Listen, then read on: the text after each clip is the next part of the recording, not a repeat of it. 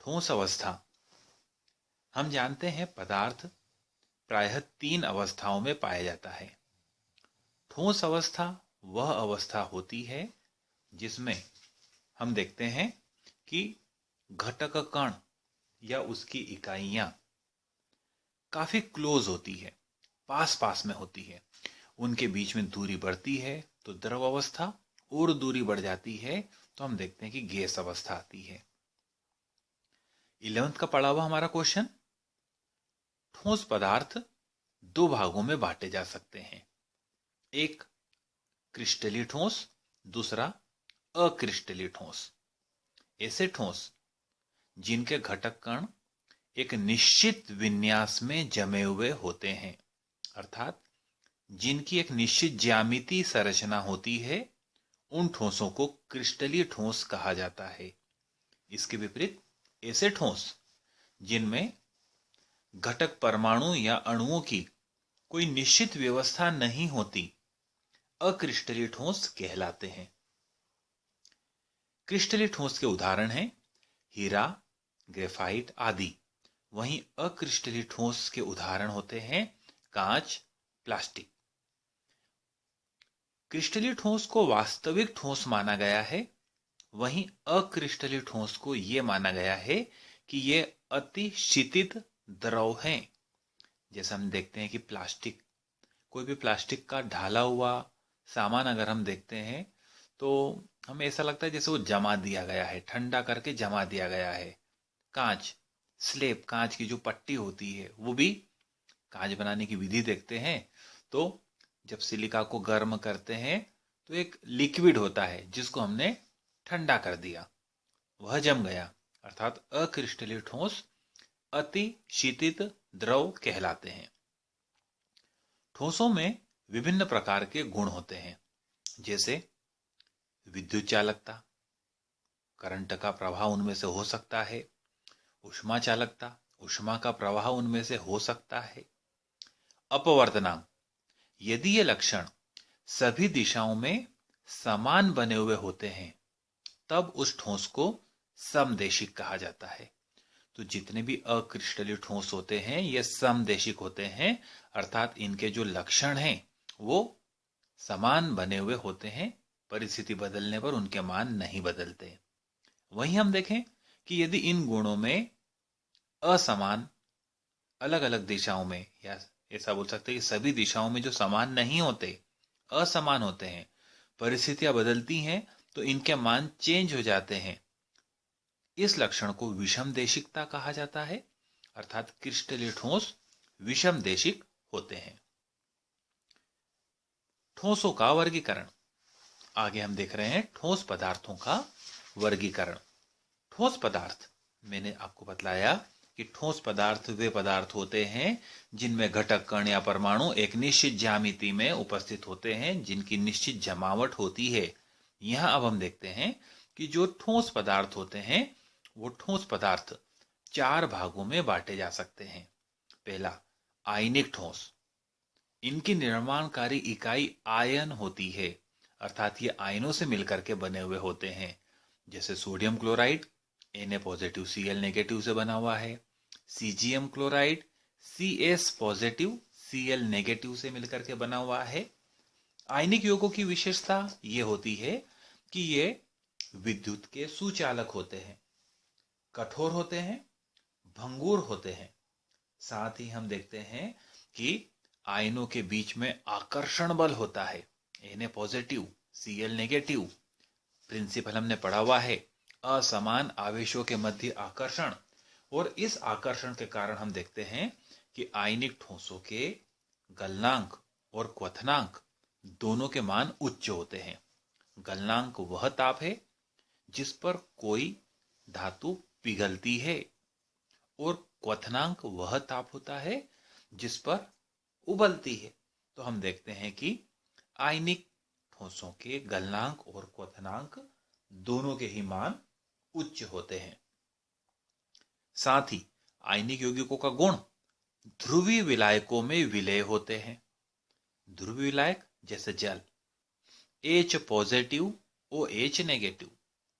NaCl में हम देख रहे हैं Na पॉजिटिव है, Cl नेगेटिव है, तो इसका पॉजिटिव वाला हिस्सा जल के नेगेटिव वाले भाग से, नेगेटिव वाला हिस्सा जल के पॉजिटिव वाले भाग से क्रिया कर लेता है। दूसरे प्रकार का ठोस हम देखते हैं आणविक ठोस। आणविक ठोसों की विशेषता यह होती है कि इनकी निर्माणकारी इकाइयां अणु होते हैं, अर्थात ये ठोस अणुओं के द्वारा बने हुए होते हैं, और ये जितने भी अणु होते हैं ये दुर्बल वांडरवाल बलों के द्वारा आपस में बंधे हुए होते हैं। ये ठोस प्रायः मुलायम होते हैं। इनके उदाहरण बर्फ, ठोस अमोनिया आदि। विद्युत के ये कुचालक होते हैं। साधारणतया ये वाष्पशील होते हैं, और चूंकि इनमें वांडरवाल बल कमजोर होता है अतः इनके गलनांक और क्वथनांक कम होते हैं। तीसरे प्रकार का ठोस हम देखते हैं सहसंयोजी ठोस। सहसंयोजी इलेक्ट्रॉनों के साझेदारी से बनने वाले बंध को सहसंयोजी बंध कहा जाता है। तो ये वो ठोस होते हैं जिनमें घटक कण इलेक्ट्रॉनों का साझा करते हैं और सहसंयोजी बंध के द्वारा जुड़े हुए होते हैं। हीरा, ग्रेफाइट सहसंयोजी ठोस के उदाहरण होते हैं। क्योंकि ये परमाणुओं से मिलकर के बने हुए हैं और सहसंयोजी बंध इनके बीच में पाया जाता है, अतः इनका नेचर कठोर तथा भंगुर होता है। हीरा प्रकृति में ज्ञात सभी पदार्थों में सबसे अधिक कठोर पदार्थ होता है। अधिक गलनांक तथा अधिक क्वथनांक इनका मुख्य लक्षण होता है। चौथा ठोस धात्विक ठोस है। हम जानते जितनी भी धातुएं होती हैं वे धात्विक ठोस का उदाहरण होती है, अर्थात इनकी संरचना प्रायः धातु परमाणु होते हैं। कॉपर, सिल्वर आदि विभिन्न धातुएं इनके उदाहरण हैं, जिनमें हम देखते हैं कि धातुओं के बीच में प्रबल आकर्षण धात्विक बंध उत्पन्न हो जाता है। धात्विक ठोसों में हम जानते हैं कि धातु है, सभी के परमाणु हैं, परमाणुओं का आकार बड़ा है, तो अंतिम कक्षा के इलेक्ट्रॉन संयोजी बैंड से चालन बैंड में चले जाते हैं, और जब चालन बैंड में चले जाते हैं तो धातु के केवल धन आयन ही शेष बचते हैं। तो इलेक्ट्रॉनों का एक समुद्र हो गया, और उसमें हम देखते हैं कि धातु के धन आयन उपस्थित होते हैं। फलस्वरूप जो बंध निर्मित होता है उस बंध को धात्विक बंध कहते हैं। विशेषताएं इनकी हो जाती है कि ये मुलायम भी होते हैं तो कुछ कठोर भी होते हैं। जैसे सोडियम धातु मुलायम है, चाकू से काटी जा सकती है, वहीं अन्य धातुएं ऑस्मियम अत्यधिक कठोर होती है। गलनांक क्वथनांक प्रायः इनके उच्च होते हैं। विद्युत के सुचालक होते हैं, और हम जानते हैं धातुओं का लक्षण इनके तार खींचे जा सकते हैं, अर्थात तन्यता का गुण है। साथ ही इन्हें पीटकर इनकी चादर या पतरा बनाया जा सकता है, अर्थात आघात वर्धनीयता का लक्षण भी धातुओं में पाया जाता है।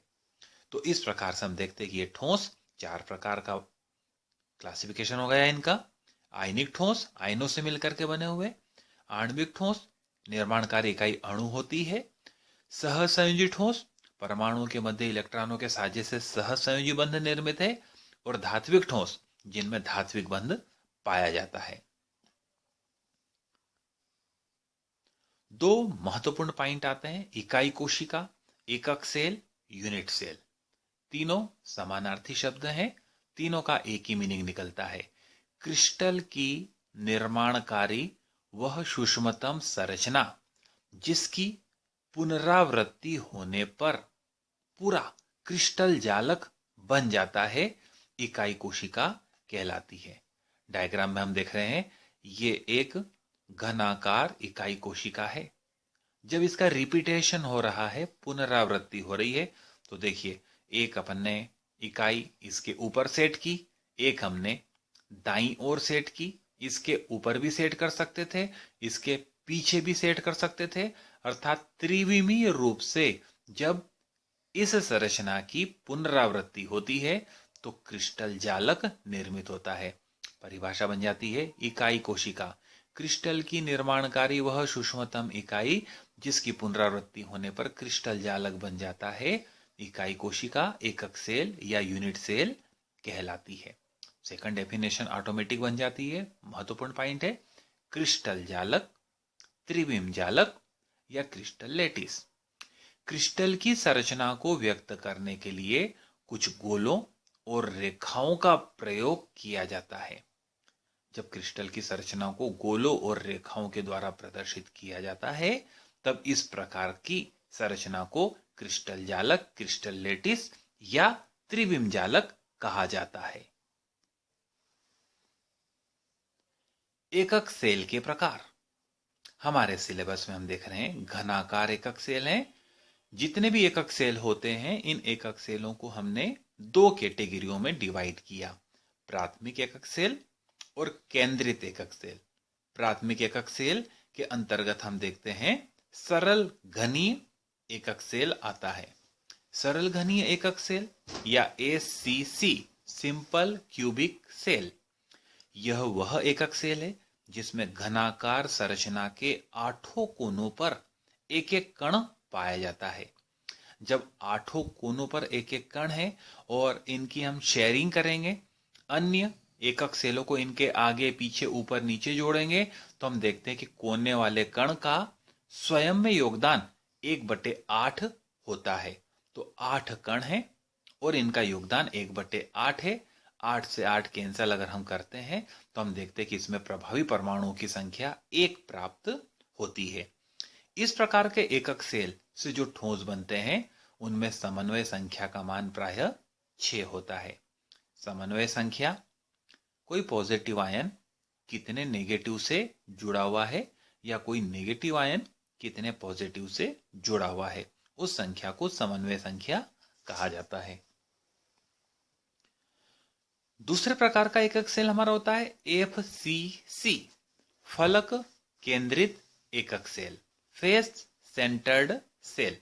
इस प्रकार के सेल की यह विशेषता होती है कि घनाकार संरचना के आठों कोनों पर एक एक निर्माणकारी या अवयवी कण, परमाणु, घटक कण उपस्थित तो होता ही है, साथ ही घनाकार संरचना में 6 दीवारें हैं।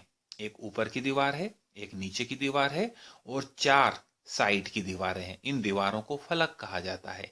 तो घनाकार संरचना के आठों कोनों पर एक एक निर्माणकारी कण पाया जाता है। साथ ही प्रत्येक फलक के केंद्र पर भी हम देखते हैं कि एक एक कण उपस्थित होता है।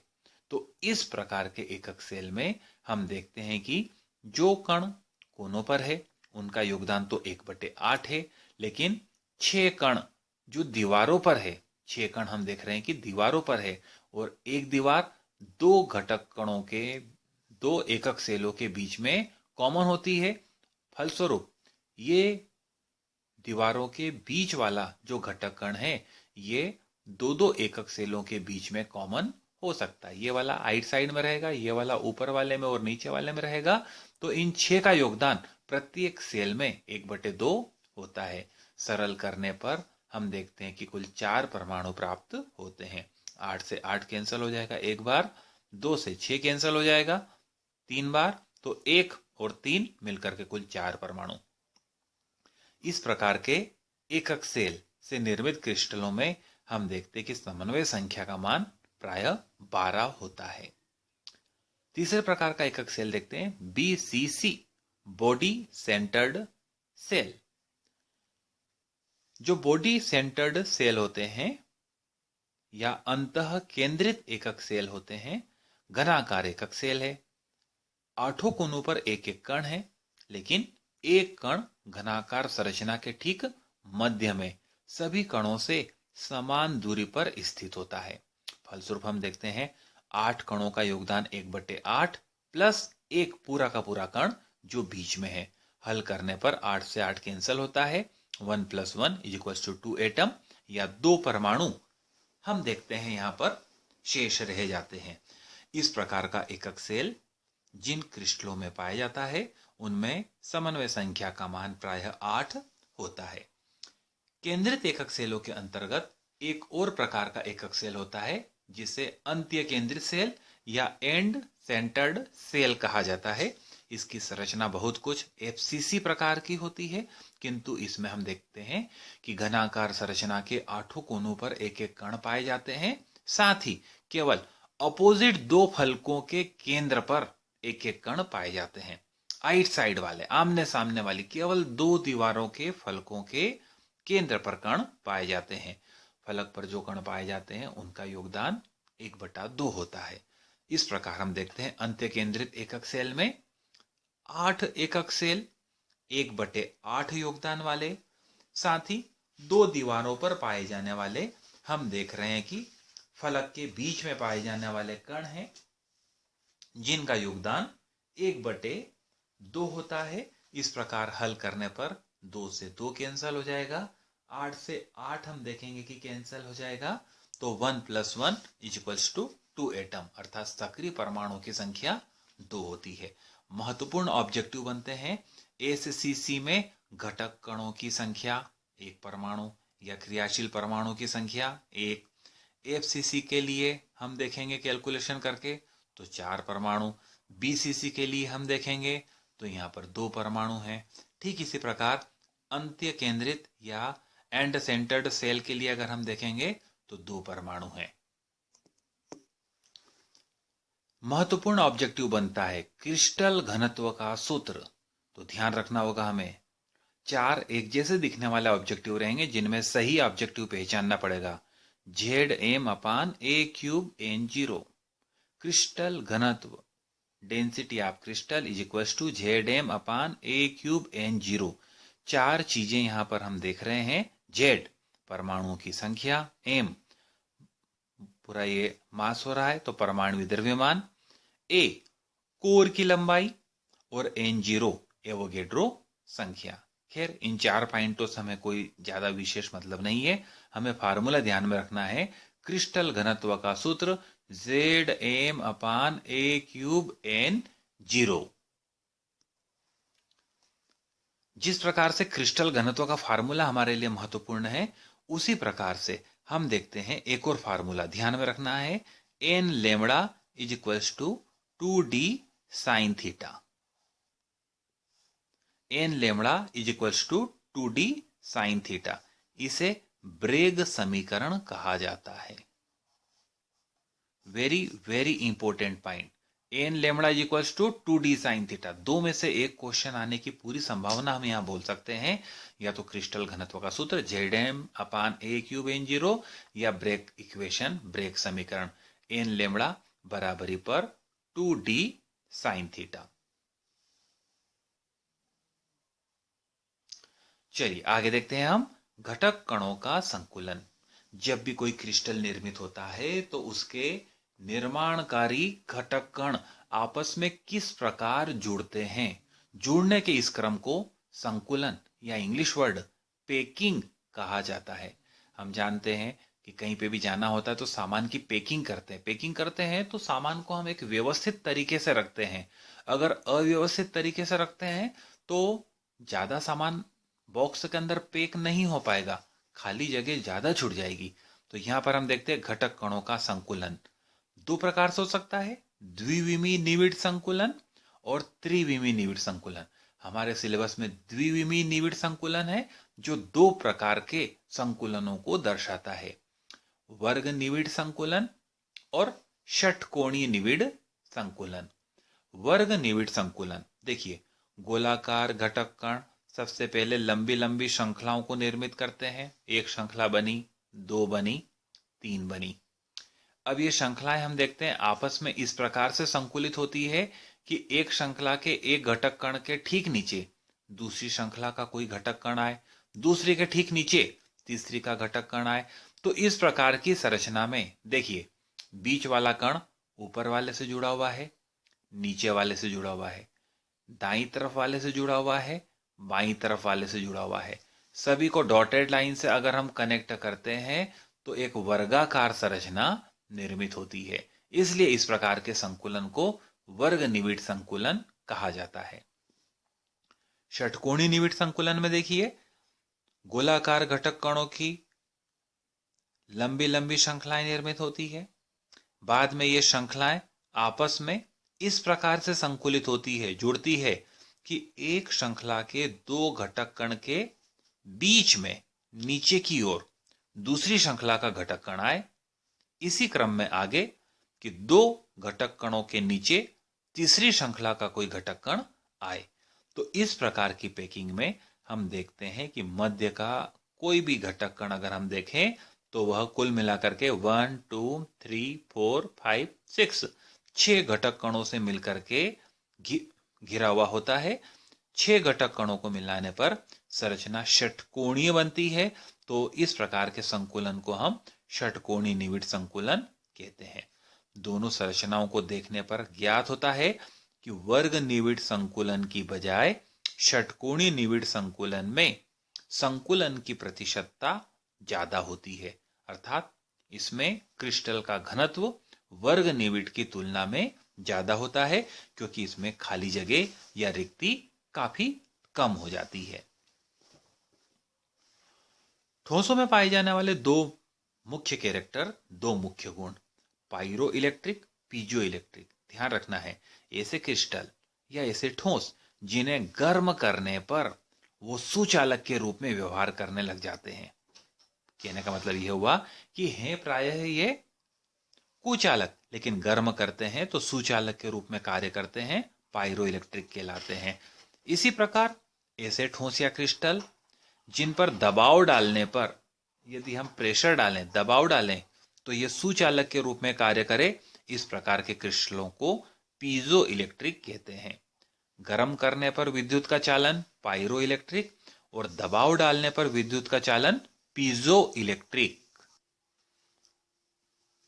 अगला पॉइंट हमारा इस चैप्टर में बनता है रिक्तियां, विवर, छिद्र या वाइड्स।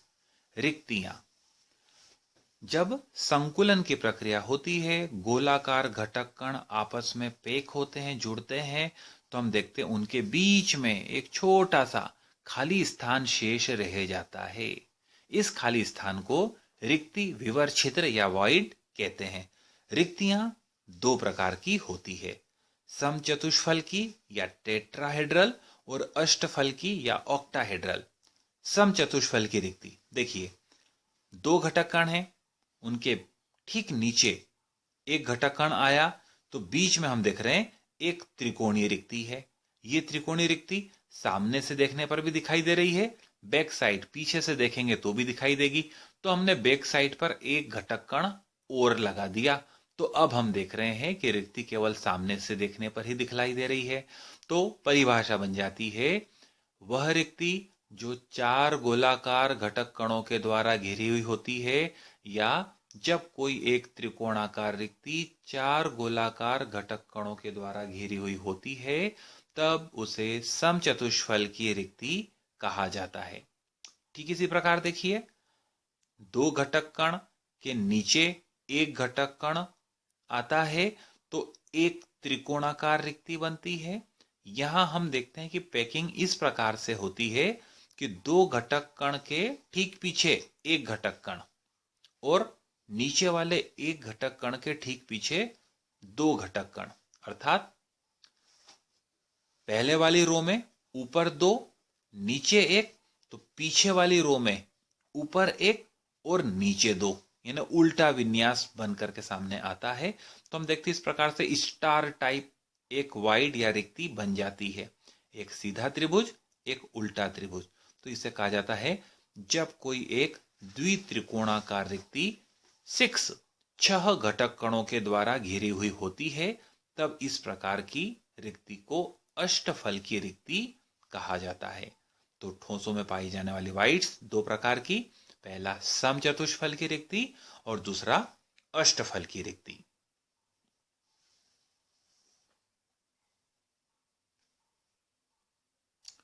ठोसों में पाए जाने वाले दोष। ठोसों में पाए जाने वाले दोषों में मुख्य दोष है बिंदु दोष, और बिंदु दोष दो प्रकार के होते हैं। एक को स्कॉटकी दोष कहा जाता है, दूसरे को फ्रेंकल दोष कहा जाता है। कुछ बुक वाले स्कॉटकी दोष को शॉर्टकी दोष भी कहते हैं। तो हमें तो ये ध्यान में रखना है कि शॉर्टकी और स्कॉटकी दोनों में कोई डिफरेंस है नहीं, दोनों एक ही प्रकार के दोष को व्यक्त करते हैं।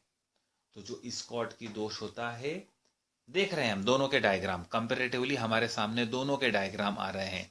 दोनों हम देख रहे हैं आयनिक क्रिस्टलों में पाए जाने वाले दोष होते हैं। दोषों की स्टडी अगर अपन देखें, स्कॉट की दोष का अध्ययन स्कॉट की नामक वैज्ञानिक ने किया, फ्रेंकल दोष का अध्ययन फ्रेंकल नामक वैज्ञानिक ने किया। स्कॉट की दोष में क्या होता है, positive negative positive negative positive negative positive negative positive, ये जालक बना हुआ है। और जालक में से अपन ने देखा कोई धनायन तो कोई ऋणायन, या यूं बोल सकते हैं हम कुछ धनायन तथा उतनी ही संख्या में ऋणायन। जैसे चित्र में अपन देख रहे हैं, एक धन तो एक ऋण यहां से बाहर निकल गए। अगर दो धन निकलते तो हम देखते कि कोई दो ऋण निकल जाते, यानी संख्या बराबर रहेगी। जितने पॉजिटिव आयन निकलेंगे उतने के उतने नेगेटिव आयन निकलेंगे। हम देखते हैं धन आयन निकलता है तो धन आयन रिक्ति, ऋण आयन निकलता है तो ऋण आयन रिक्ति निर्मित हो जाती है। तो इस प्रकार के दोष को स्कॉट की दोष कहा जाता है। इस प्रकार के दोष में हम देखते हैं कि पहले की तुलना में अगर दोष उत्पन्न हो गया तो आयनों की संख्या कम हो गई। पहले इतनी ही जगह पर हम देख रहे हैं 9 आयन्स थे और अब 2 निकल गए तो 7 ही बचे। अर्थात हम बोल सकते हैं क्रिस्टल का घनत्व कम हो जाता है। किंतु दूसरा महत्वपूर्ण कैरेक्टर, विद्युत उदासीनता बनी रहती है। कहने का मीनिंग ये है कि अगर पहले मान लीजिए 10 पॉजिटिव थे 10 नेगेटिव थे, अब स्कॉट की दोष में एक एक पॉजिटिव एक एक नेगेटिव निकल गया, तो अब हम देख रहे हैं 9 पॉजिटिव है और 9 नेगेटिव है। पहले 10 पॉजिटिव से 10 नेगेटिव कैंसिल हो रहे थे, उदासीन था। अब हम देख रहे हैं 9 पॉजिटिव से 9 नेगेटिव कैंसिल हो रहे हैं, अभी भी ये उदासीन है। यह दोष प्रायः उन क्रिस्टलों में पाया जाता है जिनमें धन आयन तथा ऋण आयन दोनों आयनों का आकार लगभग समान होता है। एग्जाम्पल ध्यान में रखना होंगे, sodium chloride, potassium chloride, caesium chloride, silver bromide, इनमें स्कॉट की दोष पाया जाता है। सिल्वर ब्रोमाइड एक ऐसा ठोस है जिसमें स्कॉट की दोष भी होता है और फ्रेंकल दोष भी होता है। ये दोनों का एग्जाम्पल है सिल्वर ब्रोमाइड, इसलिए महत्वपूर्ण ऑब्जेक्टिव कवर होता है। चलिए दूसरे प्रकार का बिंदु दोष देखते हैं, फ्रेंकल दोष। इस प्रकार का दोष प्रायः उन क्रिस्टलों में पाया जाता है जिनमें हम देखते हैं ऋण आयन बड़े आकार के होते हैं। तो इनके बीच में जो धन आयन है वो अपना स्थान छोड़ देता है और आयनों के बीच की खाली जगह अंतर आयनिक रिक्ति या स्थान पर चला जाता है। परिभाषा अगर अपन देखें फ्रेंकल दोष की, इस प्रकार के दोष में कोई धन आयन जालक बिंदु से अपना स्थान छोड़कर अंतर आयनिक रिक्त स्थान पर चला जाता है या अंतराली अवकाश में चला जाता है। फलस्वरूप धन आयन के निकलने के स्थान पर धन आयन रिक्ति निर्मित हो जाती है। अब दोनों दोष की कंपैरिजन करें, इसमें बाहर निकल गए थे, इसमें बाहर नहीं निकले, वहीं अंदर है। अर्थात क्रिस्टल के घनत्व में किसी प्रकार का कोई परिवर्तन नहीं होता, साथ ही विद्युत उदासीनता भी बनी हुई रहती है। सोचने का पॉइंट यह है, कौन सा आयन यहां से हटा है, धन आयन। क्यों हटा है, क्योंकि चारों तरफ से ऋण आयन से जुड़ा हुआ था और ऋण आयनों का आकार बड़ा होता है। बड़ा होता है तो उन्होंने प्रेशर डाला तो उसने अपनी लोकेशन को चेंज कर लिया।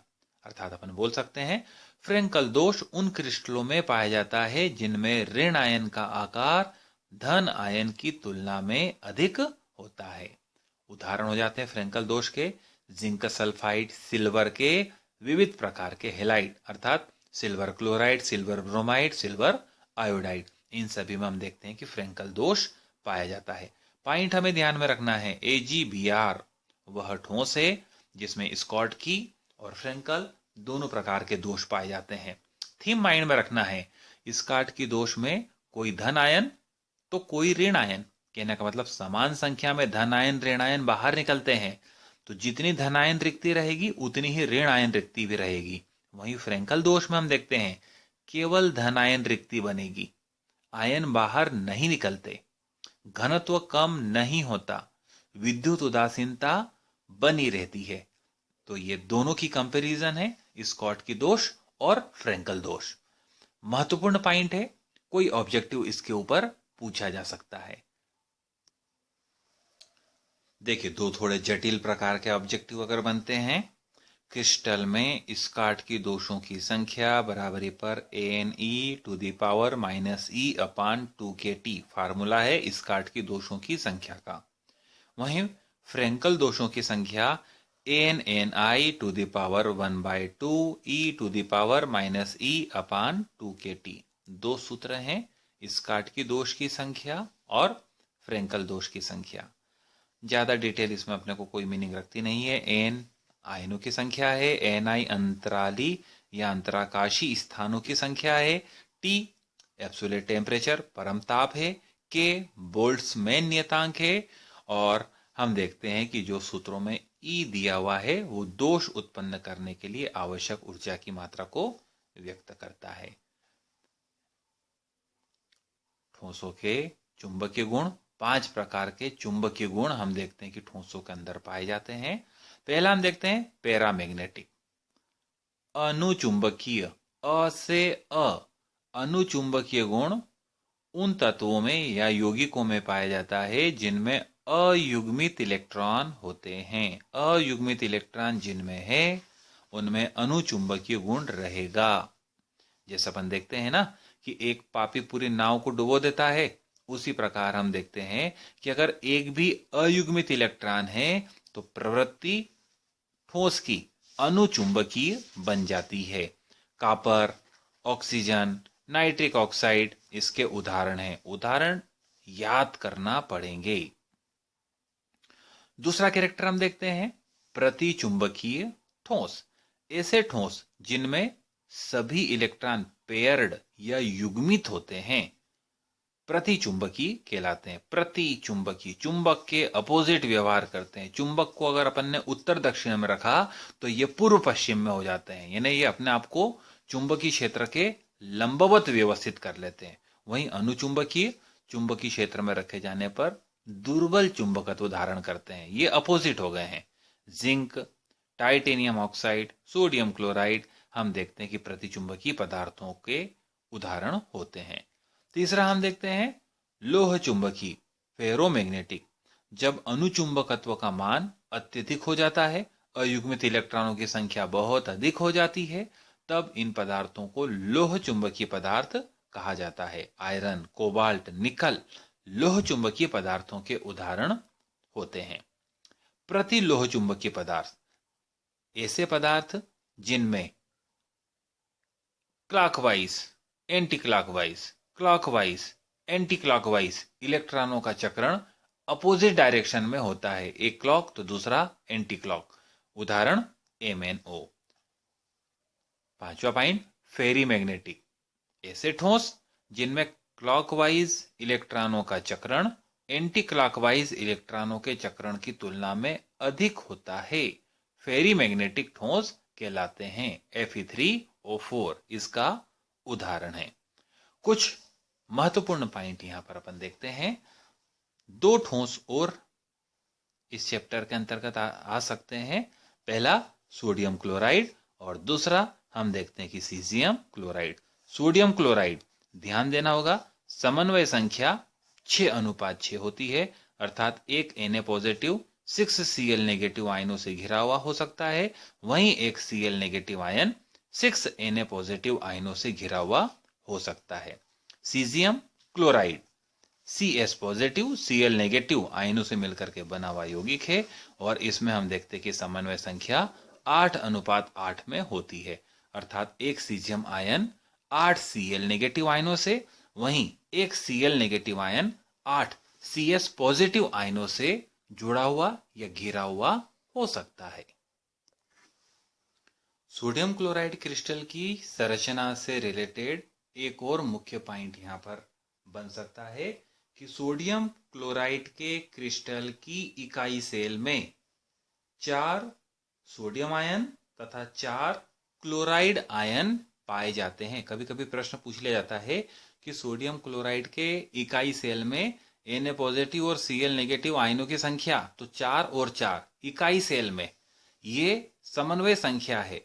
दोनों का अलग अलग दृष्टिकोण है। समन्वय संख्या 6:6, लेकिन एक यूनिट सेल में, एक इकाई कोशिका अगर अपन ने बनाई एससीसी एफसीसी जैसी, तो उसमें हम देखते हैं कि 4 Na पॉजिटिव आयन और 4 Cl नेगेटिव आयन उपस्थित होते हैं।